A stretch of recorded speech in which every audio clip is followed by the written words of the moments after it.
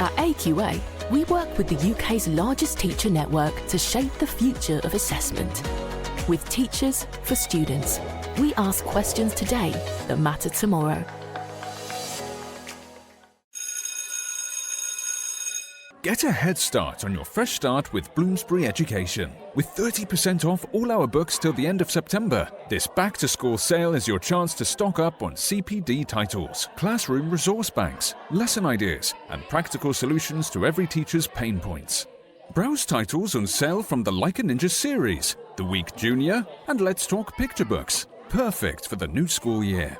From leadership to inclusivity and maths to mental health, Bloomsbury Education has books for every step of your teaching journey. Welcome back to school at bloomsbury.com/back-to-school sale. Over 7,500 primary schools are already using Capel Primary to boost confidence in teaching foundation subjects. Our expert-created curriculum planning, lessons and CPD are here to support and upskill you, whether you're a subject lead or classroom teacher. If you've got knowledge gaps in art, music, computing or beyond, we've got you covered. Head to capelprimary.com and empower your teaching today. This show is brought to you in partnership with John Catt Educational, publishers of professional development books and resources that support great teaching and learning in schools around the world. Don't miss out. Level up your professional development today and visit johncattbookshop.com to explore the full range of titles. Welcome to Teachers Talk Radio. Thank you for listening. Thanks for downloading this episode from Teachers Talk Radio. You can find the full schedule and listen back to all our shows at ttradio.org. Enjoy the podcast. Hi everybody and welcome back to the Tuesday Twilight show with me, Timea, on Teachers Talk Radio. In this show, every second Tuesday from 6 p.m., we talk about a hot topic in higher education. And today's topic couldn't be hotter, and this is authentic assessment. With the need of helping students get employability skills during their studies and be able to start right away after the university in the world of work, obviously there's also a need to probably rethink how we assess students and what kind of tasks they have to do, what are the projects, how do we rethink assessments, and this will be our topic today. While at the same time, with the evolution of generative AI that students now use, and we should really help them use it for the right reasons and the right way, and in an authentic and in a very ethical way, that again adds to the questions of how we rethink assessments. So these are the topics that we'll talk about today with my two brilliant guests that I will invite to the stage in a second. But before that, I would like to introduce to you John Catt's bookshop and the discount they give. So this show is brought to you in partnership with John Catt Educational, the publishers of professional development books and resources that support great teaching and learning in schools around the world. You can level up your professional development if you visit this website you can see on the screen, johncattsbookshop.com, and you can explore the full range of titles. There are also books about assessment and student engagement. You can use this code you can see on the screen, JCTTR 2425 for 20% discount. And please visit this show. Visit this website.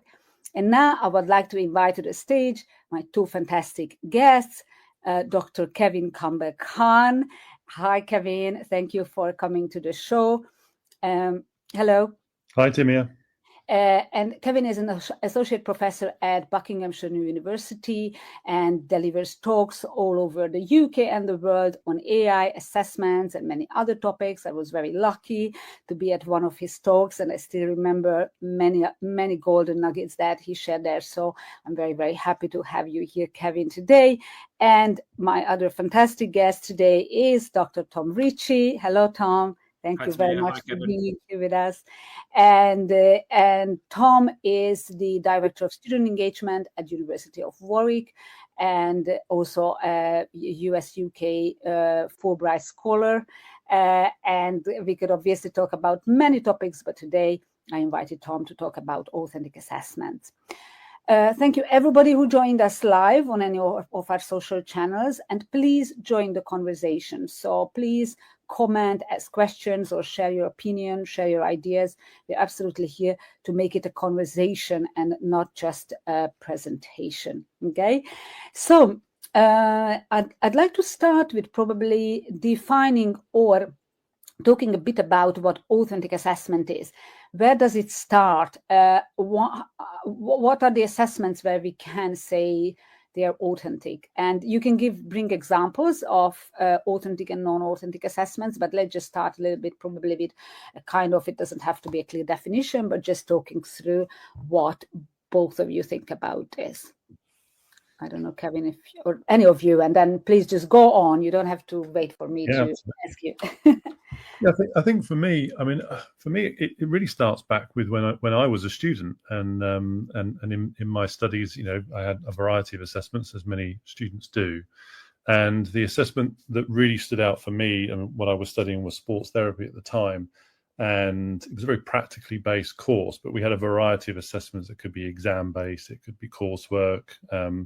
We had portfolios, we had placements that we were on, and but quite a few of them were then the practicals.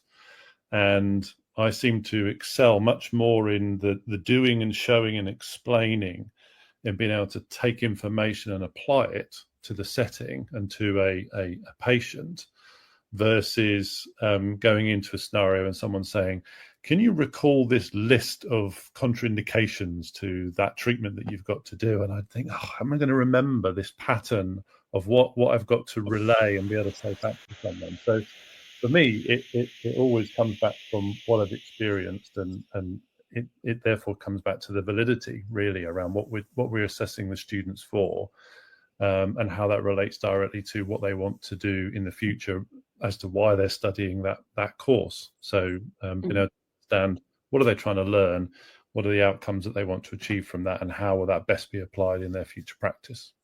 Okay, so it has to be somehow related to practice. That is, we can say that is part of it. That is what makes it authentic, right? Yeah. Not just simply recalling something that we already learned and then giving it back. Okay, good. That's a good point. Thanks, you, Kevin. Tom, do you have any? Yeah, I mean, similar, I think, to Kevin. My background is in history, so I'm actually quite good at learning lists of facts and then recalling them. That was my bag for kind of 3 years at undergrad, is learning how to put those into essays. But I now work in a chemistry department, and so it's a very different space to even consider what assessments are. And the last time I did chemistry was at AS level, so 100 years ago.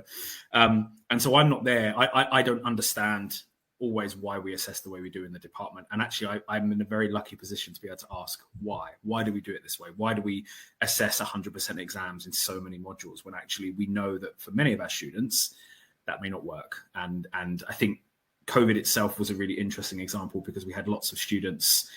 We had open book exams. We had slightly different approaches because we had to. And it showed, I think, not just at Warwick, but where I worked previously as well, it showed that there are other ways of doing this beyond just, can you recall this thing and tell me what it was? I think my experience at Warwick has been quite interesting from the point of view of a lot of my work is based around student partnership. And so I work, whether it's in the student experience side of things or in teaching, around how do we create space for students to test and develop ideas, and so therefore test and develop themselves and grow and navigate failure and all of the things linked to design thinking and things like that. And so for me, I think one of the key aspects of authentic assessment for me is that you work with students as learners to help them design their own assessments, their own modules, and actually understand what matters to them. And so you mentioned employability, and again, chemistry, I think at Warwick is an interesting example where 4/5 of our students don't go into chemistry. So we have to think about how do we assess them in meaningful ways that prepare them, give them skills, and allow them to articulate that when they go into jobs or when they're going into graduate schemes or whatever else it is they choose to go into. And so I think a key element for me, and something I'll probably speak a little bit more about, is that partnership with students that goes beyond perhaps just consultation. I think it's very easy to say, oh yeah, we worked with students, when you just maybe sent them a questionnaire, but actually getting them in the room and saying, okay, here's the learning outcomes. What is the type of assessment that we can develop in this space? What would be interesting? What would allow you to express yourself, to develop your ideas and really make it meaningful? I think, like Kevin said, in your experience in a hospital context, it's much easier when you're dealing with real life things because you can apply knowledge to it rather than abstract how many X in Y in this question, which I think can be a real challenge for the majority of learners. And I think if we're not reflecting the learners that we have coming in, then we're doing it wrong. Mm-hmm. No, it's very good. And I would like to go back to it, how we involve students into developing it, definitely. And thank you for the points that you raised. My background is in marketing. And obviously, when I was teaching the digital marketing, very much, obviously, assessment is like actually do a campaign or something around that. But just getting, and also employability, actually creating a project which you can probably put on a portfolio. I think that's also very interesting, that when you work on it for a semester and you learn about it for a semester, you create something that you can say that even if you never had any kind of job, you can go to an interview and say that, look, we developed these campaigns and we had this kind of, I don't know, feedback or this kind of work. But let me ask this question a little bit, the devil's advocate now, that are essays then not authentic anymore, or a report? Because if you think about it, in terms of employability, yes, we can obviously always turn to AI to explain us things, but eventually when we will be at a workplace and we have to present about something, or we have to write a lot of reports, and if we want to do it in a meaningful way, even if we use AI for that, it's still a skill, it's still important. If you write an essay, it's a lot of reflection, or how to do the literature review, how we research and things. So would you still say that it can be part of authentic assessment, or it's not anymore authentic, or it's just not authentic because it's very hard to figure out, to look at the academic misconduct and the AI part of it? Or why suddenly yes, obviously we should not have essays in all or exams in all the modules, but does it really mean that we completely move away from these kind of assessment types? I mean, for me, I don't think that you can disregard any single assessment type, and but I think it is about the exploration of what is the most appropriate assessment for the given task. And actually, coming back to Tom's point as well about talking about, with these learning outcomes, what's the assessment we might want to do? There's a bit before that of, are the learning outcomes right, and do we need to review the learning outcome? Because really, what do we need at the end of that? Come back to your point, Tom, on sort of the transferable skills of chemistry, if they're not all going to become chemists in some way. So, what's the transferable skill? What's the direct skill that might relate into a specific profession? But then how can we extract that and put it somewhere else? Going slightly off topic for what you asked, Timea, so my apologies. But coming back. That's very interesting. No, do you have an example, actually, when you found out that it was not the right learning outcome and it was good to change? Plenty of times, yeah. I think because I think quite often when we're looking at how we're going to assess a student, we're trying to review what they've learned and how they've applied it.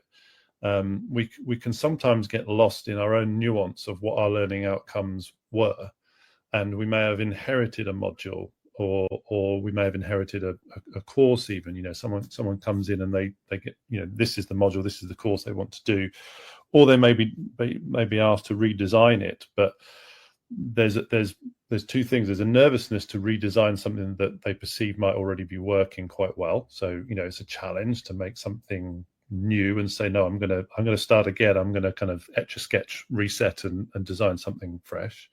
But then also what experience have they had of doing that, and are they prepared to say, well, I'm a very experienced practitioner, clinician, I know what the end product is, but I haven't actually learned what the steps are to get someone to do what I've learned how to do.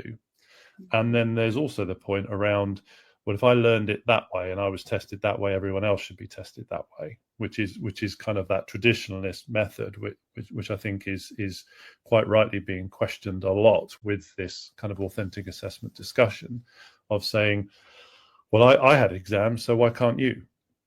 And it's not a case of saying, no, you shouldn't have exams. It's for all of us to be questioning, is that the most appropriate form of assessment?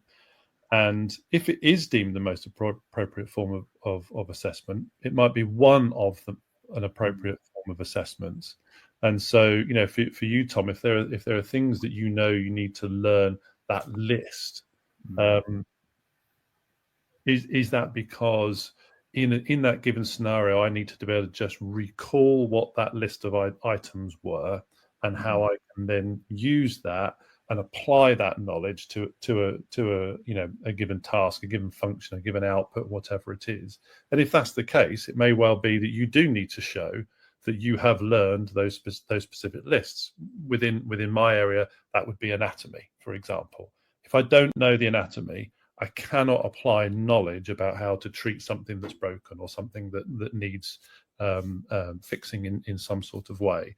So there is an absolute requirement that anatomy is understood.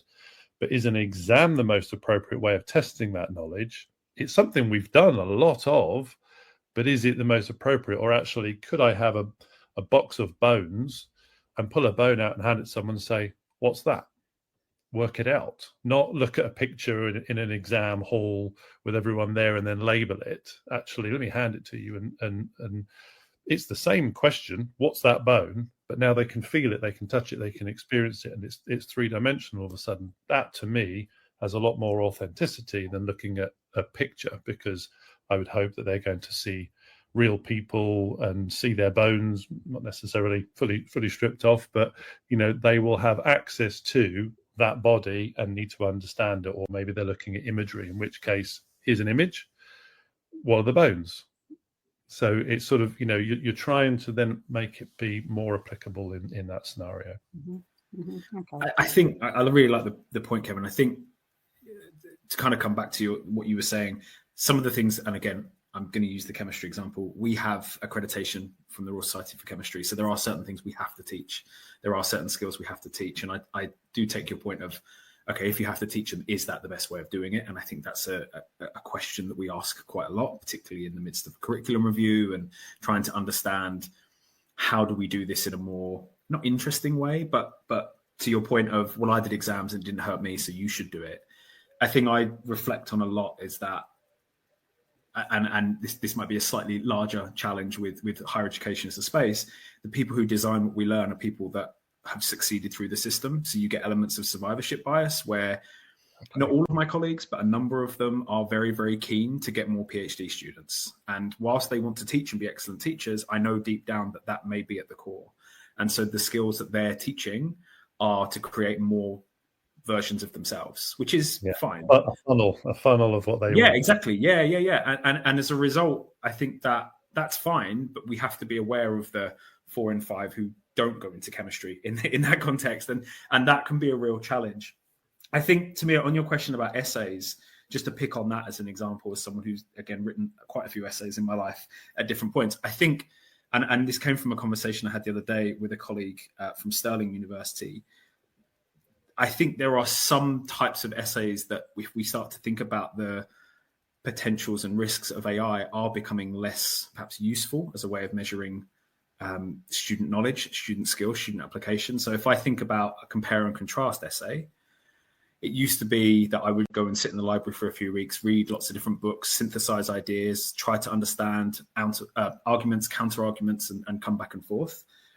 AI can do that now so much quicker than I can, that actually, and yes, there's hallucinations, yes, there's problems, and we'll get to bias and issues of that in a second, but AI can, at least on the face of it, do a lot of that work. So we need to think about, if we're giving students essays, is that the right type of essay? Or do we instead want to think, okay, take a step back, AI literacy is a very important skill. So why don't we actually teach students how to effectively use AI, how to be able to be critical of it, how to, one of the things that we've tried to do with students is we encourage them to use AI to write, not necessarily an essay, but to answer a question. And then they mark what the AI has said and say, is this correct? Is this what you would put if you were in this space. What's missing? Where would you add your value as the human in the loop? And I think that for me is a semi-answer, I think, to your question. And we're bringing the AI point in quite early, which I appreciate we maybe didn't get to do. I know that we can. We're free. Yeah.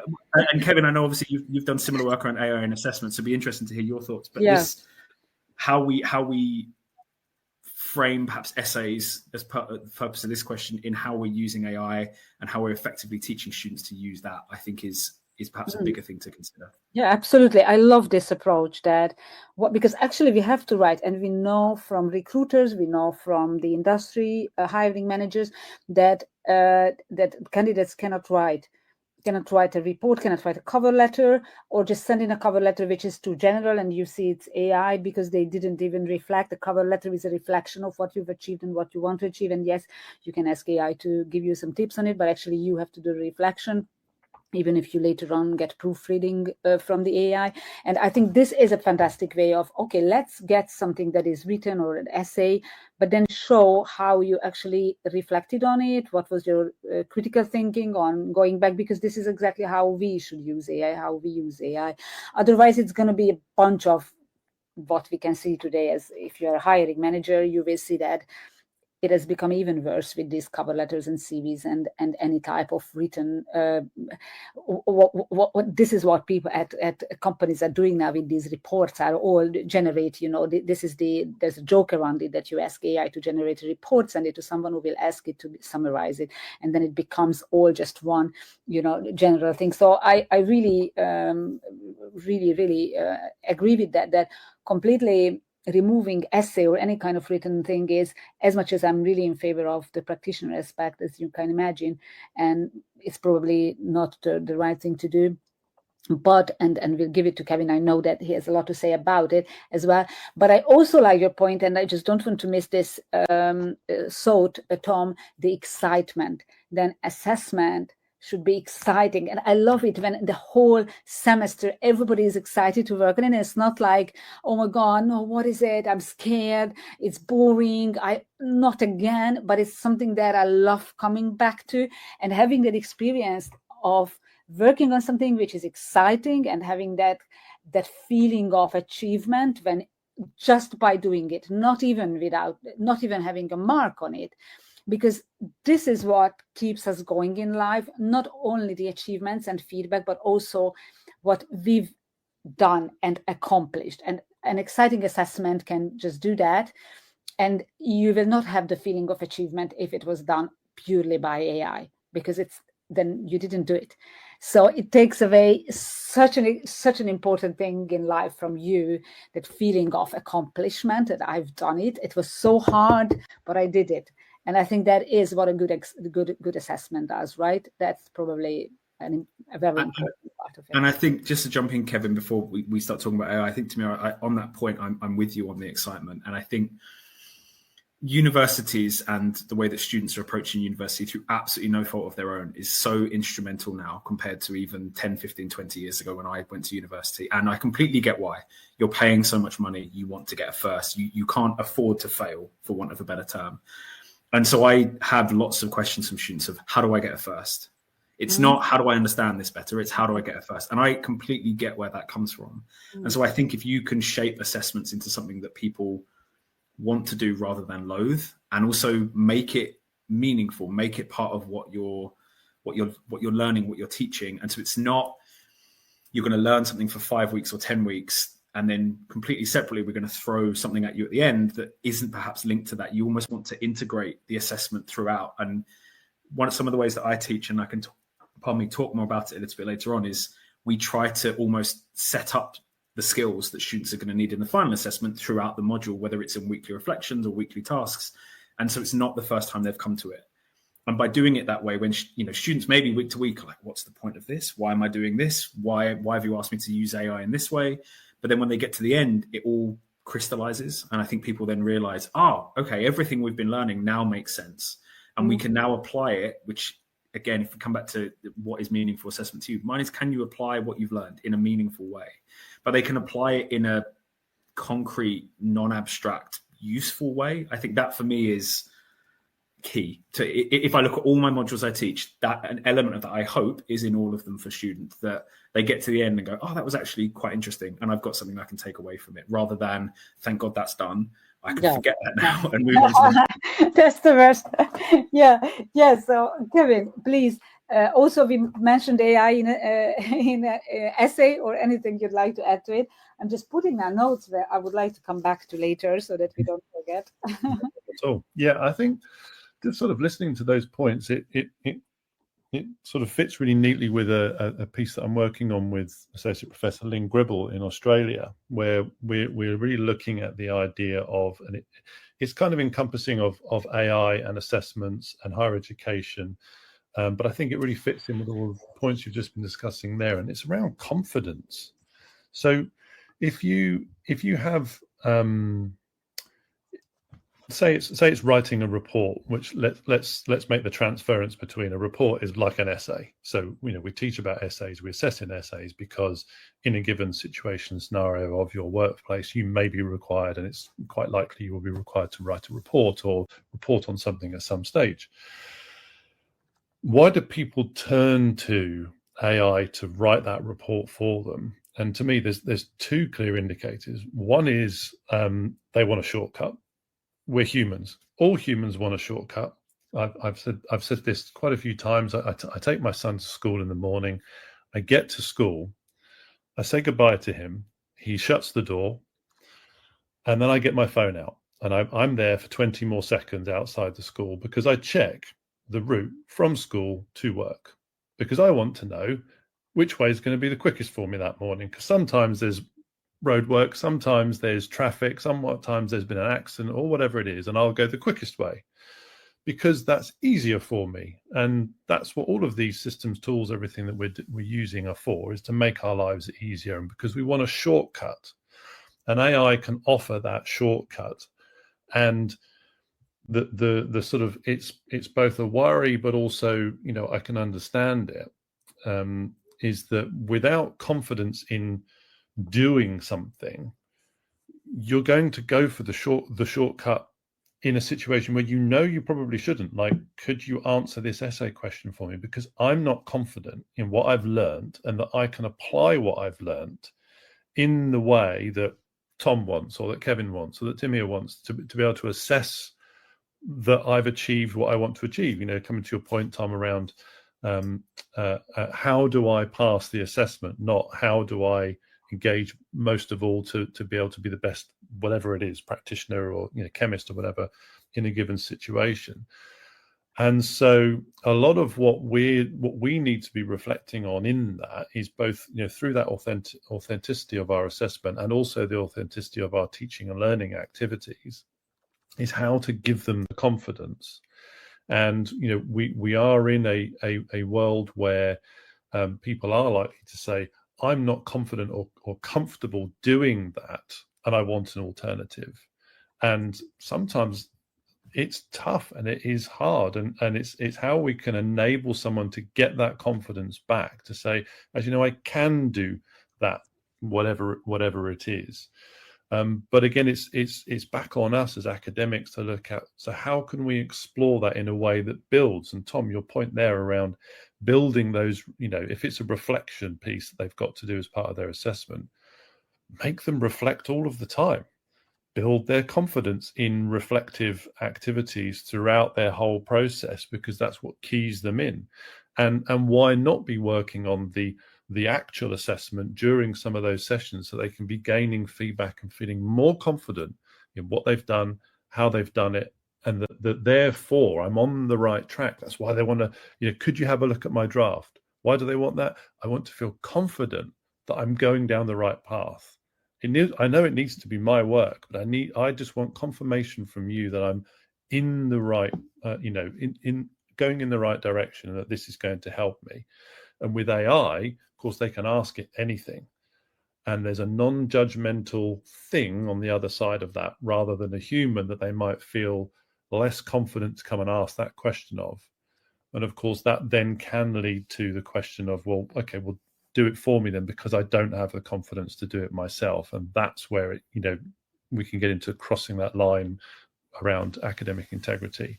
And a lot of that, I think, still also comes down to then the learning environment and ensuring that students are also confident in what they can and should ask of artificial intelligence to support them in that journey, and where they need to then sit in learning and applying that knowledge themselves. And again, Tom, that point you made around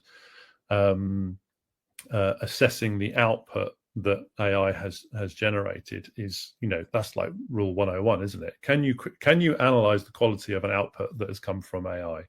The only way you can do that about a given topic is if you understand it. It's perfect.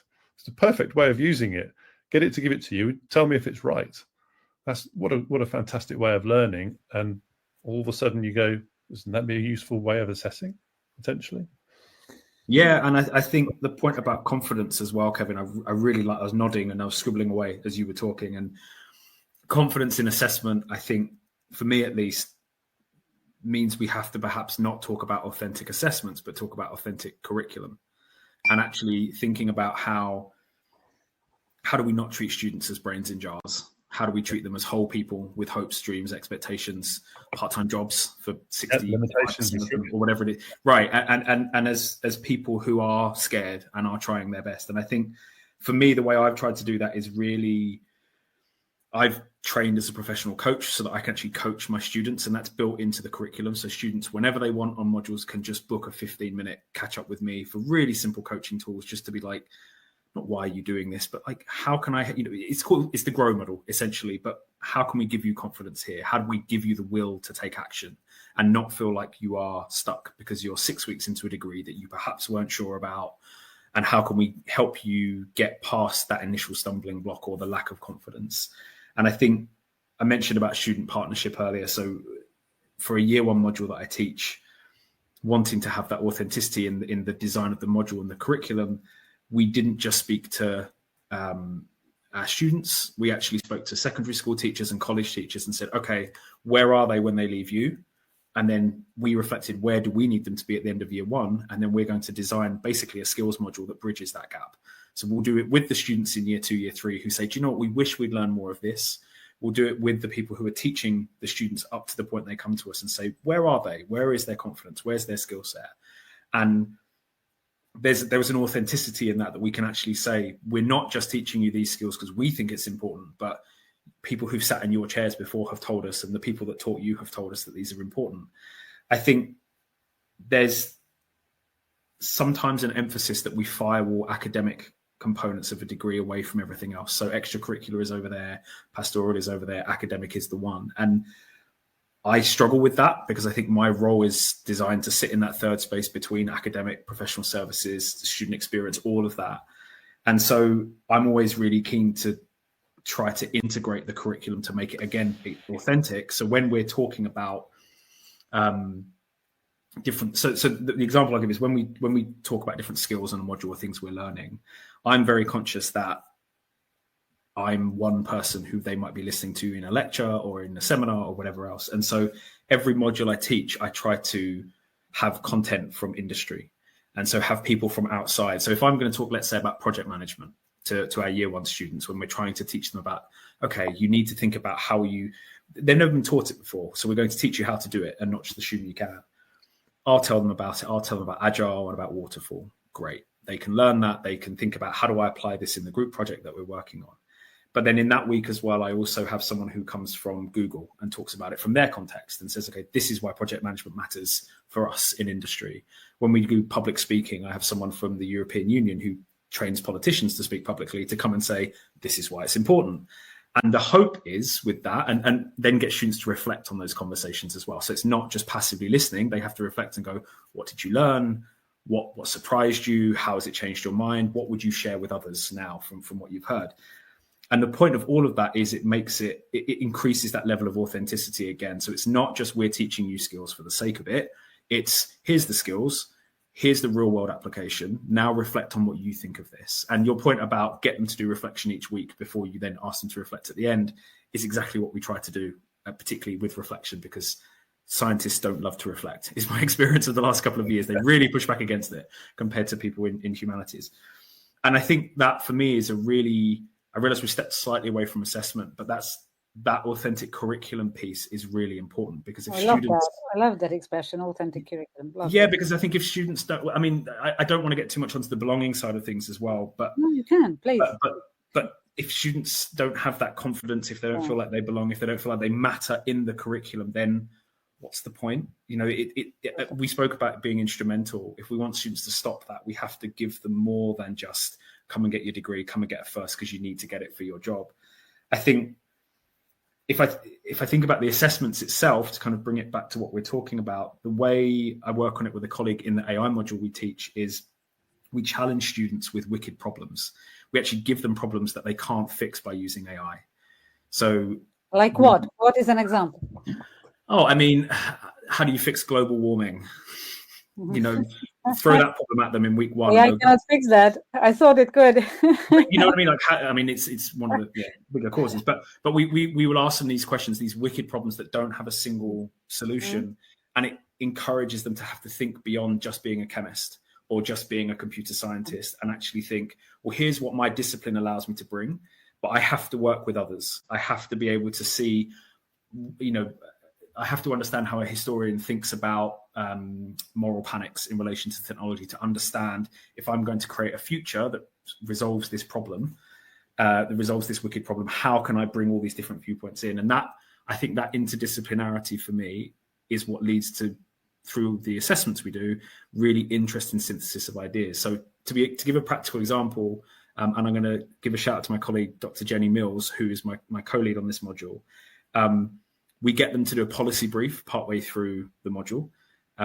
It's a policy brief for the UK government on an AI-enabled sustainable development goal. So pick one, write your policy brief on it. We give them the outline. They can use AI. It's entirely AI-enabled. We then, for the final assessment, having gone through all the weeks that we do, we say to them, okay, now we want you to basically engage in something called speculative futures. So this is something that AI can help with, but can't do. So we want you to imagine an AI-enabled world in 2040, linked to one specific sustainable development goal, and now build the world. Build it how you want. Tell us about it. And so we had students who were using AI to help them develop interviews from people in different perspectives, from the global north, global south, about what's the impact of AI around quality education. We had students writing pick your own adventure books.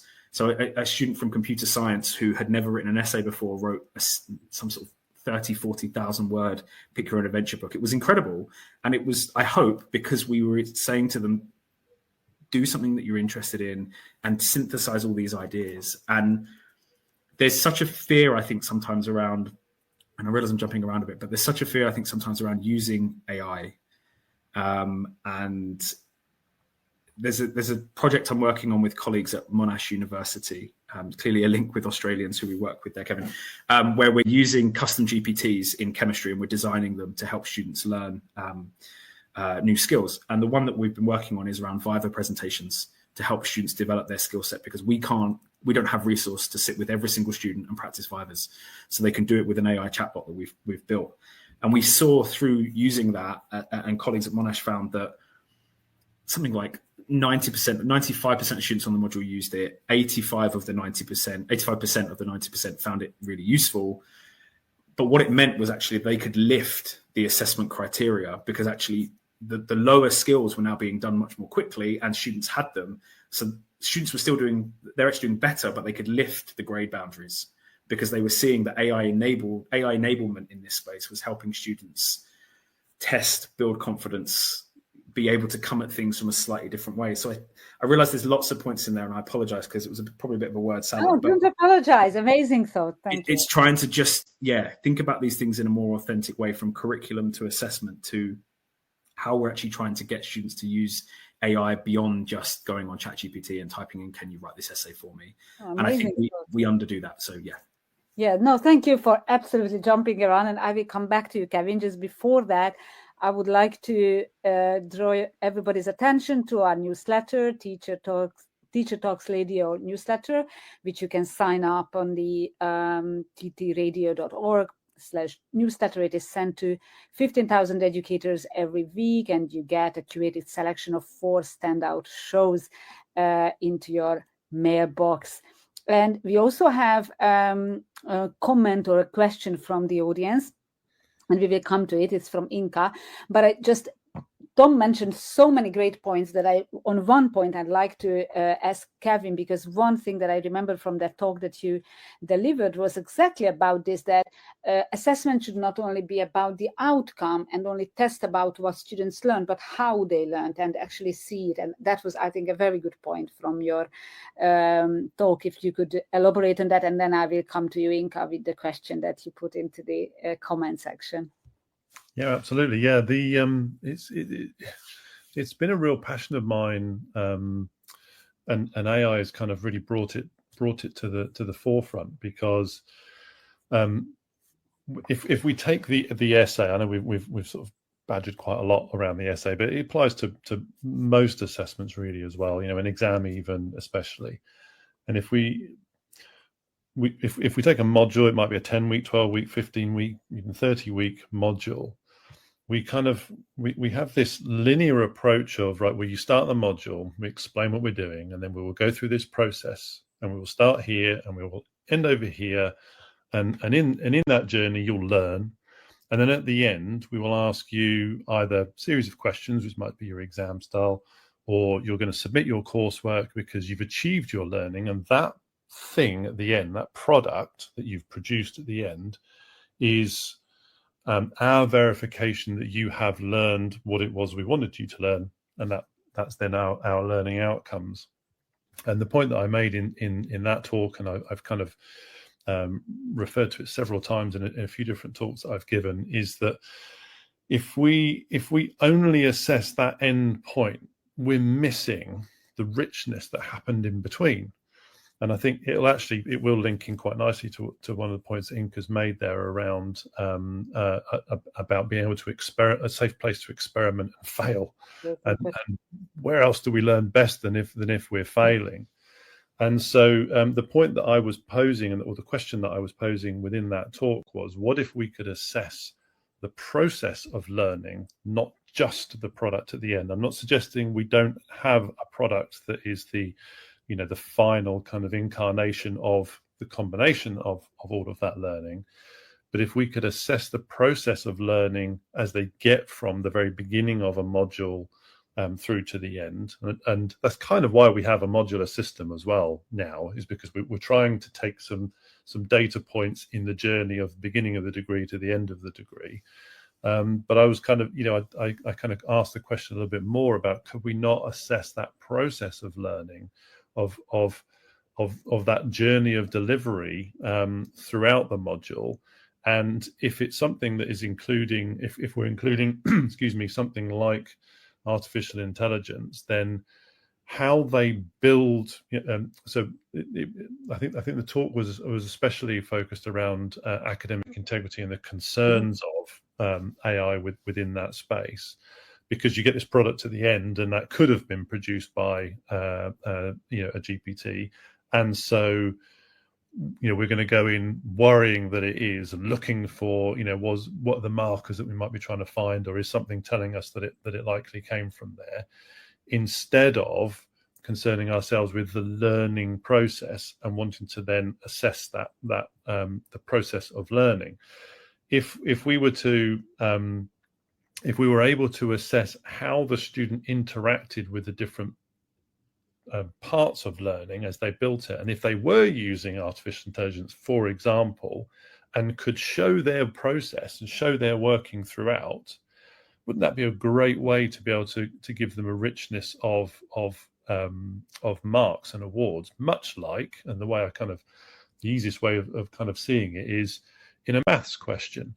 You might do the process, the formula right, and then get something a little bit wrong along the way, and it gives you the wrong answer at the end. You can still get marks for what you did and how you did it, because you were applying things. It's just there was just this error that you made, and actually that's okay, because it was an authentic, safe place that you could make a mistake, fail, learn from it, think, I'm not going to do that again, and move on and apply that learning. And for me, that's a really rich way that I think we might be missing with just always focusing on the product at the end. I'm not saying everyone does. I know people do But does it mean, Kevin, that it would be more summative assessments during the semester, or well, I'll be really controversial now and ask the kind of question around, if we're worried about AI being used to create the output, why are we not using AI to help mark the process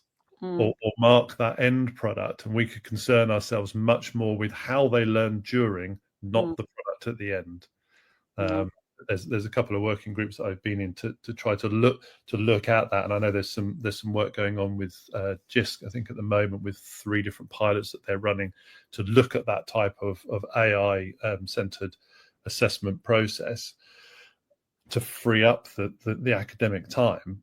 So in which case we can have much more richness in that middle bit, because it's also when you can influence more change. When the product is there in front of you, to a certain extent, you've got, is it pass fail? And then what feedback can I give for them to improve down the line with the next module? If you can improve them during the module, that's so much richer, and you're not having to do as much of that of the work on the product at the end. So for me, it's not about the academics needing to do more, it's just doing it in a different place and enabling things like the advancement of technology with AI to help us to then achieve it. And I'd much rather be spending the time with the students in, enhancing it, than sitting there reading X number of essays of thousands of words that then people are worrying has been produced by AI because it's 0 grammar and 0 spelling errors, even though that's what we always ask for. At AQA, we work with the UK's largest teacher network to shape the future of assessment. With Teachers for Students, we ask questions today that matter tomorrow. Get a head start on your fresh start with Bloomsbury Education. With 30% off all our books till the end of September, this back-to-school sale is your chance to stock up on CPD titles, classroom resource banks, lesson ideas, and practical solutions to every teacher's pain points.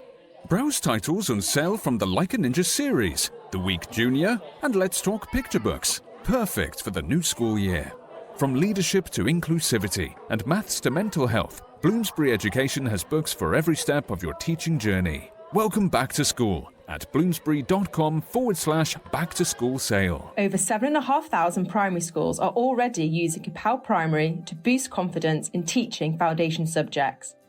Our expert-created curriculum planning, lessons and CPD are here to support and upskill you, whether you're a subject lead or classroom teacher. If you've got knowledge gaps in art, music, computing or beyond, we've got you covered. Head to capelprimary.com and empower your teaching today. This show is brought to you in partnership with John Catt Educational, publishers of professional development books and resources that support great teaching and learning in schools around the world. Don't miss out. Level up your professional development today and visit johncattbookshop.com to explore the full range of titles. Yeah, and now I would like to bring in Inka's comment. Thank you, Inka. And Inka was our guest 2 weeks ago and also recommended me Tom, who is now here. So thank you, Inka. And also for your comment, which is about, I do wonder, when thinking about the role of authentic assessment, how might we use authentic assessment to create higher education as the space that is safe to experiment and fail, learn, beyond being a space you can achieve a first? So good question. And Kevin, actually, you already referred a little bit back to it, that all these assessments are about to be the first grade, and you mentioned it, Tom, as well. And then students are coming back to us, always asking, showing us a draft and saying, would I pass with this? Or how can I, it's all about the assessment. And this is when I'm teaching digital marketing, I'm always telling them, actually, when you are doing digital marketing, then you are assessed by the client, right, who is buying or not, and your marks will be money when either they buy it or not. So in a way, I'm trying to say that you're not doing it for this assessment, whatever we are learning, but you're doing it to be a good digital marketer and then actually be able to sell stuff and get the, the money. This is how people vote eventually in life and mark your work. So this is a question, how do we make, and this is a very good question, if we only let them focus on assessment and succeed, how can they fail?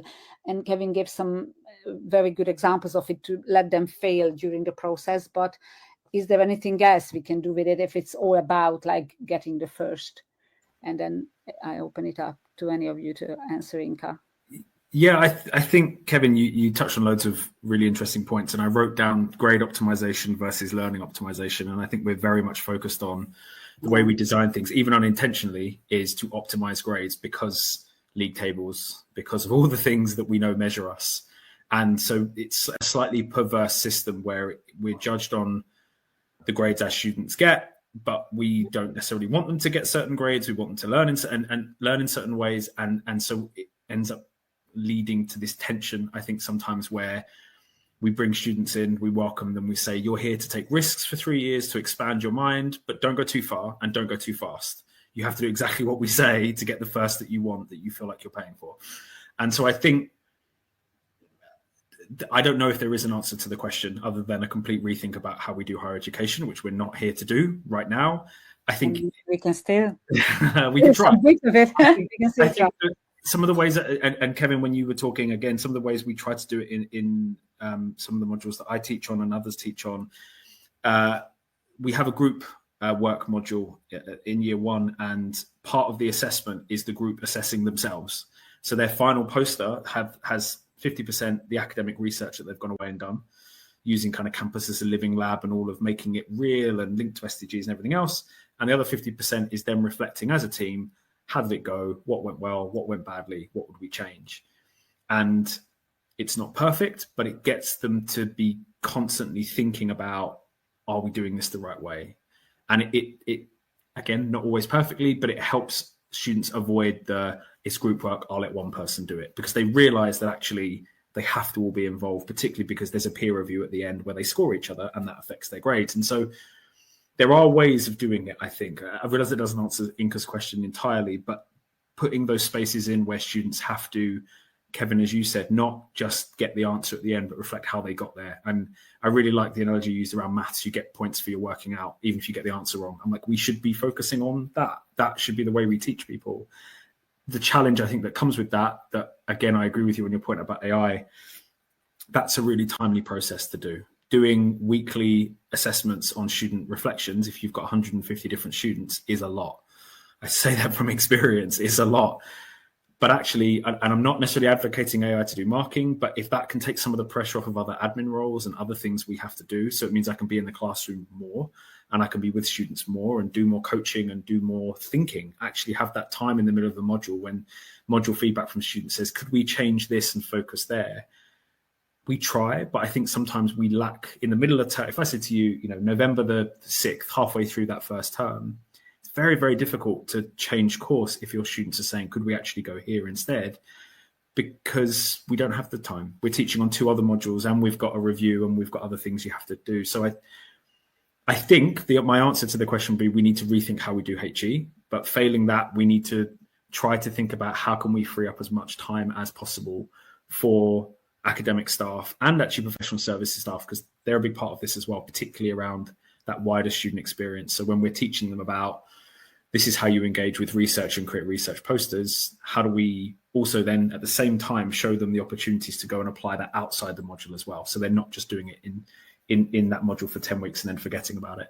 But yeah, trying to create as much time as possible, whether that's AI, whether it's something else. I think that would be my perhaps answer to Inka's question. Give staff as much time to be with students as they can and actually learn from them, understand lived experiences, and change how they teach accordingly. Mm-hmm. Okay, thank you very much. And I'd like to move to the next topic, which will be struggling students. But before that, I'd like to highlight another podcast, Chalk and Talk podcast with Anna Stocky. And Anna is a passionate advocate for evidence-based math education for students of all ages. And on her podcast, she talks about everything from effective teaching methods and how-to guides for teaching math facts to tips for evaluating research shows and claims. She brings on top-notch guests, just like we do, and discusses issues that directly impact teachers and students. So absolutely tune in for Chalk and Talk with Anna Stocky. But now you are listening to Teachers Talk Radio and the Tuesday Twilight show, which we have every second Tuesday from 6 p.m. And today we have 2 amazing guests, Dr. Tom Ritchie and Dr. Kevin Campbell-Karn, and we are focusing on authentic assessments.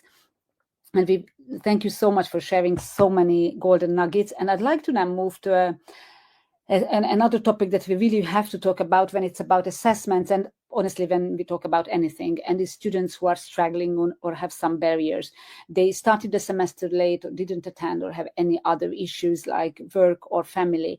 And with these authentic assessments, we have to see that, like I also saw it in digital marketing and the things that you mentioned, there's group work, there's use of technology, there are some authentic assessments they have to do real life.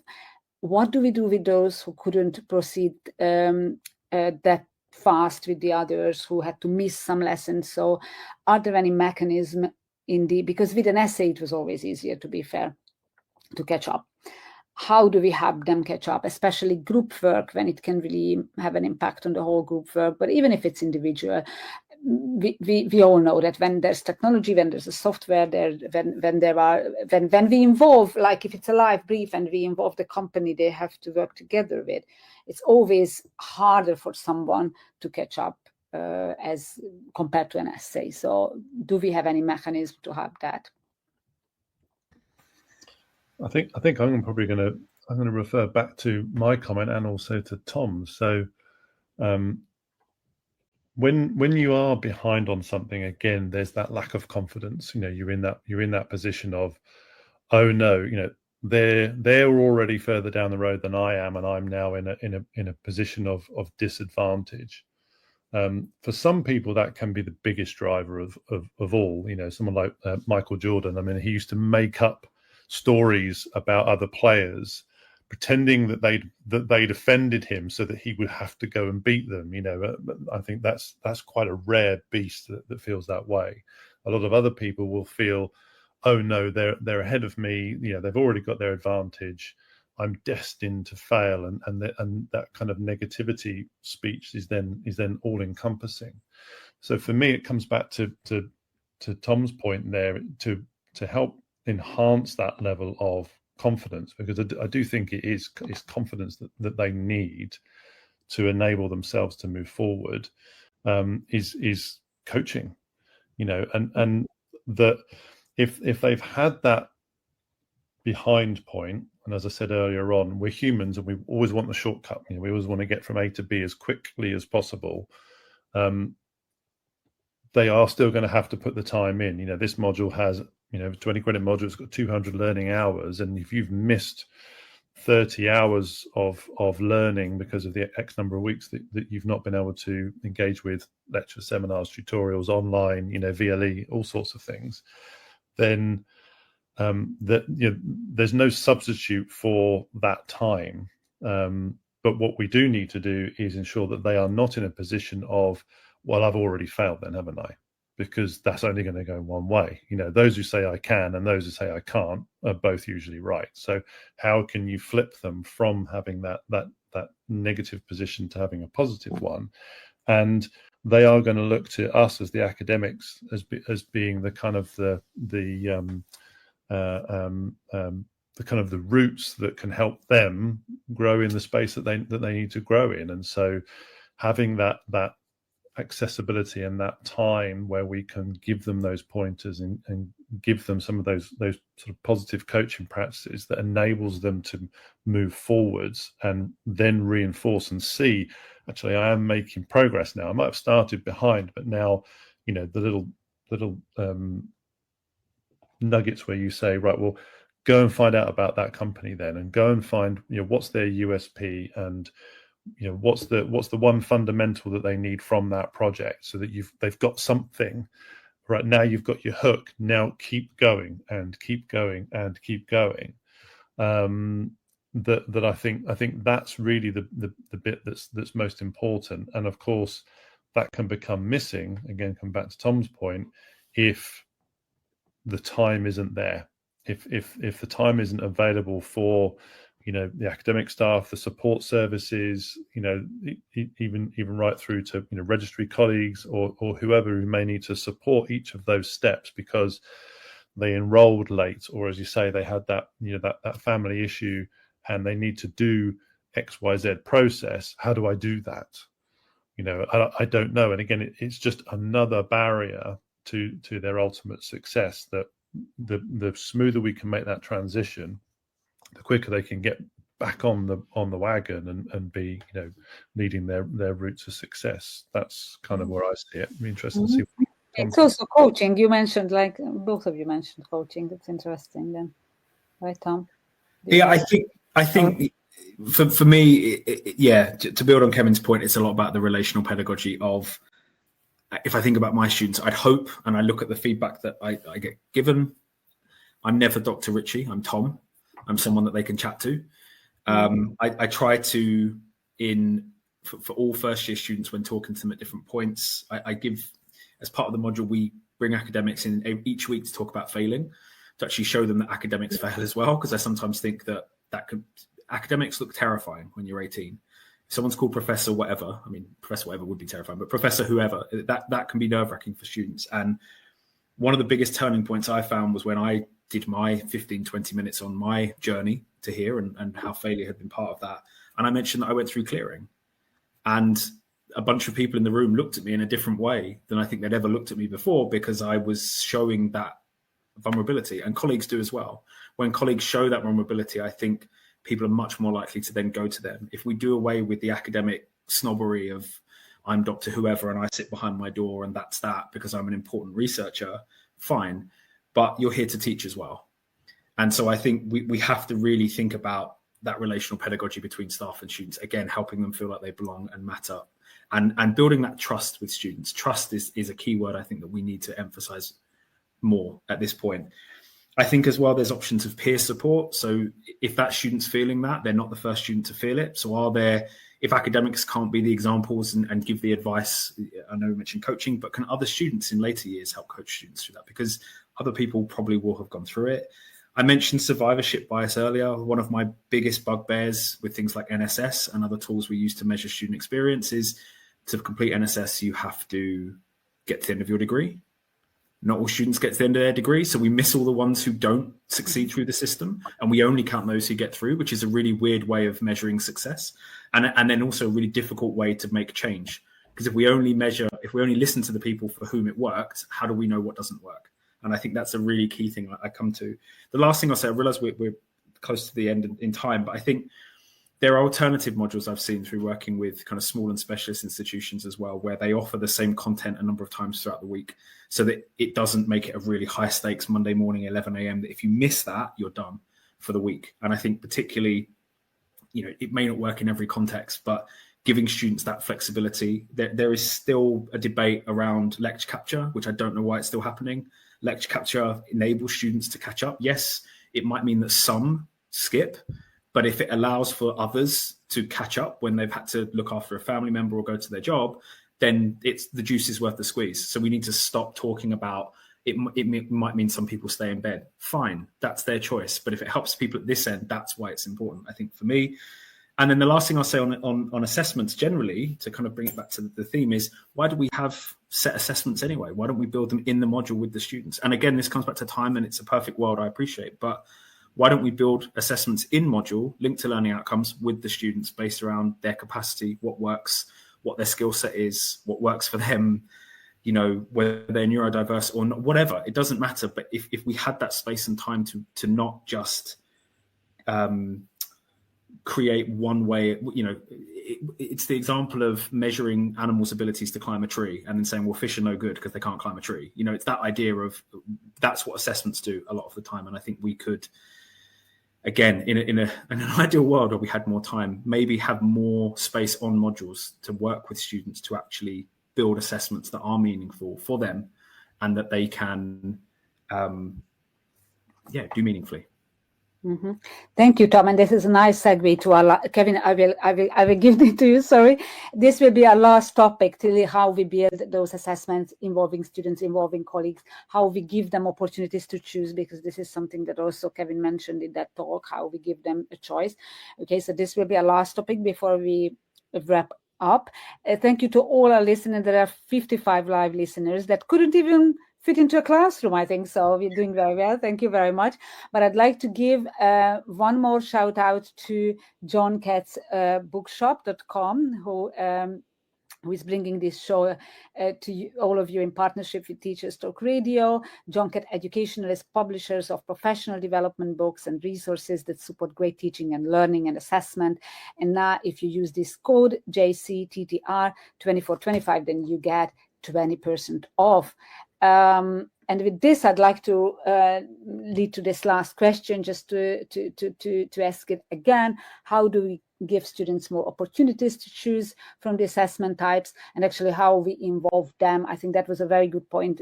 Tom, you mentioned a couple of times. It would be good to hear about it, how to do it. So those listeners who are here could really leave with this takeaway, and I will give it to Kevin now. Yeah, I think so for me, negotiated assessments is quite often a no-brainer, and I've been doing quite a lot of module development over the past few months, working with various colleagues across my university, and I kind of have that open discussion with them and challenge them. So some of them it were modules that already existed, and others I was helping them to create some new modules. And when we were reviewing things like the learning outcomes of existing ones, and I said, do we need to have that sort of phraseology, and could we not make it more like this? Is this not what you're thinking of at the end of the module? And seeing them go, oh yeah, that does make a lot more sense. And then with the assessment, do we really need 4 assessments to be able to test these 3 or 4 different learning outcomes? Or some of them it was 6, 7, or 8, and I trimmed it down. Could we not make that perhaps 1 or maybe only 2 at the most? And does it have to be an essay? But actually, so if they're going to be, I think one of them was around placements. If they're going to be on a placement, do you want them to write an essay, and does it have to have a CV in it? And is that really what?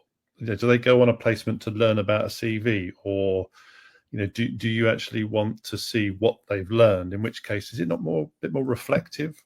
And how do you want them to present that? Do you want that presented in a written report? Does that suit where they're going, or might they need to present it? Might they go into an industry where they would want to do a vlog, or might they want to do some sort of YouTube commentary, or might they want? And you start asking these questions, and they go, oh yeah, could we do that? And you go, yes, of course we can.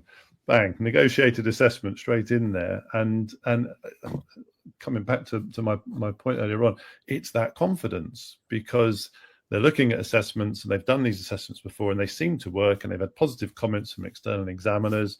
To Tom's point, those ones have got through, and perhaps they've given some NSS grades, and perhaps they've got X% of first and 2 1s. They're in the sort of 60% of them are achieving a good honours, so they can pat themselves on the back. But let's challenge that a little bit more, and how can we look therefore at what is it that someone really needs to be able to achieve at the end of this, and why can't the student be a co-contributor in the design of how they believe they could best represent themselves in showing you that they've achieved the learning outcomes? They've still got to achieve them, and they've still got to demonstrate them, but let them demonstrate it in a way that best suits them, because I know that that's best for me. Tom said he likes to learn a list, and I can't learn a list. I just can't do it. But I can take things apart and put them back together without an instruction manual, no problem at all. And so that's the differences. But that's a set of differences between us.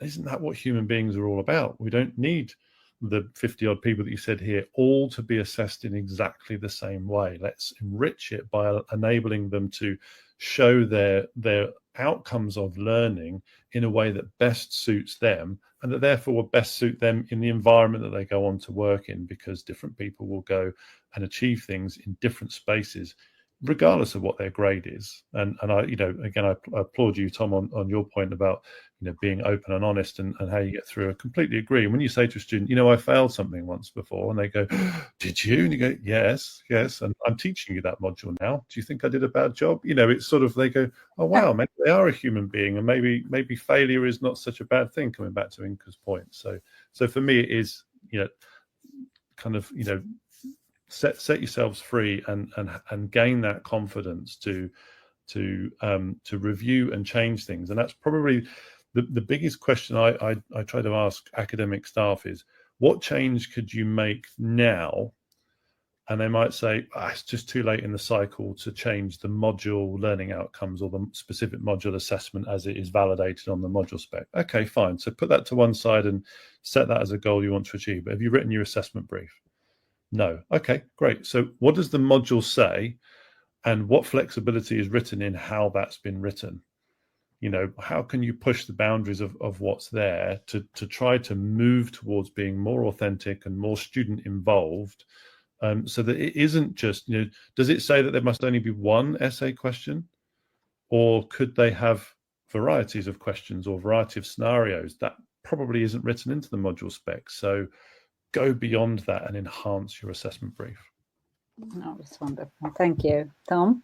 Yeah, again, I feel like it's just me saying I agree with Kevin, but I agree with Kevin on a lot of that. And I think as you were talking on that final point, I was reflecting on module approval processes, and even how that doesn't sit at the right time. It comes right as we're marking exams, right in the middle of May, when students themselves don't have time for me to do focus groups with them to say, actually, if you could do that again, what would we change? And then again, teaching on an AI module is great fun, because if you set your module in May, by October, when you come to teach it, the AI tools that you're talking about look nothing like they did in May when you wrote it, because they have completely changed.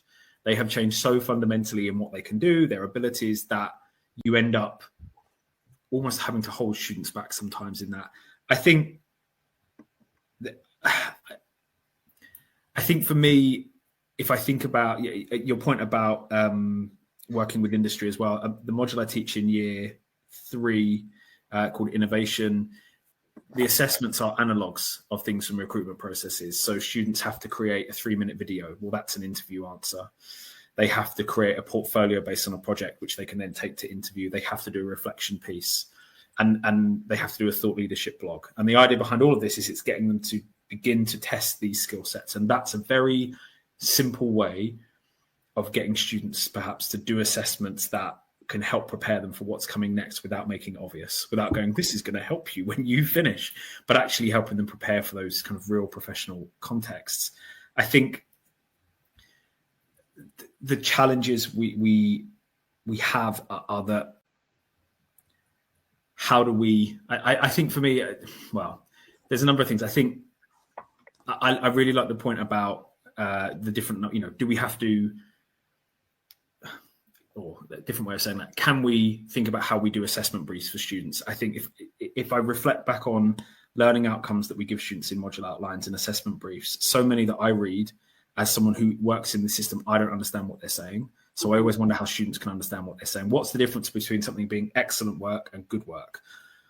I know what those two words mean, but I don't know in sentences that I'm reading what elevates this between the two. And I think that is a real challenge when we come to marking. And so therefore it's a challenge for students then, because how do they understand where they need to thread that line, I think, as well. It's a real challenge. And I think, how do we make sure that it's not just a free-for-all if we're offering these different ways of assessment? And for me, it's about scaffolding the student experience, which comes back to everything I was saying about relational pedagogy and that sense of belonging and building trust, so that it's not, again, I'm not the sage on the stage that they're watching. I'm someone who they know, who they can come to. I don't have office hours because I don't want students to only feel like they can come in that 1 hour. Do you know what I mean? It's a way of trying to work with students as partners in their education rather than me giving them their education. So doing things with students rather than almost doing education to students, which I sometimes think is how students can feel like they're treated. Oh, fantastic closing sentence, I think.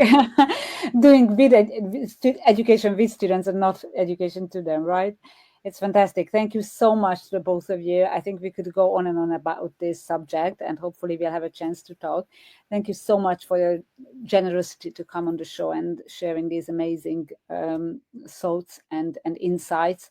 We eventually went even above 60 of our listeners, so I really hope that everybody enjoyed it, and obviously many of the listeners will watch the recording, so I'm also would like to welcome them.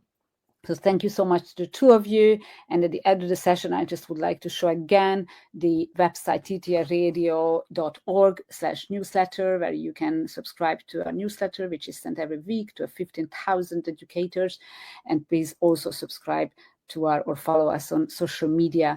So with this, I'd like to finish this Tuesday Twilight Show. Thank you so much to Dr. Kevin Campbell-Karn and Dr. Tom Ritchie, who is Tom and Kevin, and today they really showed how approachable they are. Thank you so much to the both of you, and have a wonderful rest of the day. You've been listening to Teachers Talk Radio. Tune in live and listen back at ttradio.org.